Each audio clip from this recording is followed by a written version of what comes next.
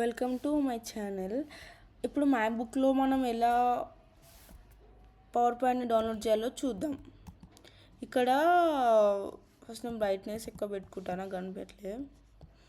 ఇక్కడ యాప్ స్టోర్కి వెళ్ళాలి. ఫస్ట్ యాప్ స్టోర్కి వెళ్ళాక ఇక్కడ పవర్ పాయింట్ అని సెర్చ్ చేయాలి. ఇక్కడ ఆల్రెడీ నా మ్యాక్లో ఉంది కాబట్టి నాకు ఆల్రెడీ ఓపెన్ అని వస్తుంది.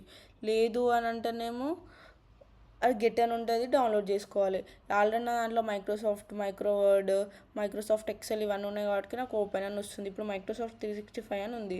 ఇది నా దాంట్లో లేదు. సో ఇది లేదు, ప్లస్ ఇది ఫ్రీ కూడా కాదు కాబట్టి ఇక్కడ పర్చేస్ అని వస్తుంది. ఇప్పుడు నా దాంట్లో క్యాన్వా లేదు. క్యాన్వా ఏముంది, ఇక్కడ గెట్ అని ఉంది. సో ఫ్రీ యాప్స్కి మనం నార్మల్గా డౌన్లోడ్ చేసుకునే వాటికి గెట్ అని ఉంటుంది. ఆల్రెడీ ఉన్న ఎగ్జిస్టింగ్ యాప్స్ అయితేనేమో ఓపెన్ అని ఉంటుంది. లేదు ఫ్రీగా లేదు, ఇది రాదు, ఆల్రెడీ మన దాంట్లో లేదు అంటే పర్చేస్ అని ఉంటుంది.